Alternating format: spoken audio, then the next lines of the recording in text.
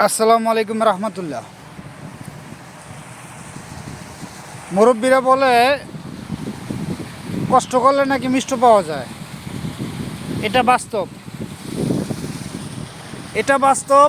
কষ্ট করলে মিষ্টি পাওয়া যায়। আমি কষ্ট করছি, আমার উস্তাদের থেকে আমি মিষ্টি নিয়ে নিছি।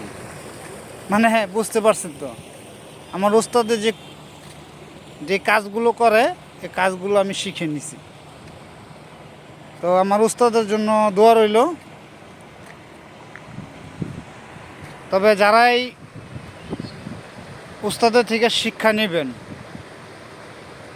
উস্তাদরে বুঝলেন না, তাহলে জীবন আর কিছু করতে পারবেন না, আপনার সব শেষ হয়ে যাব।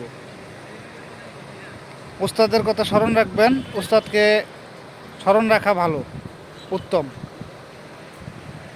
আসসালামু আলাইকুম রহমতুল্লাহ।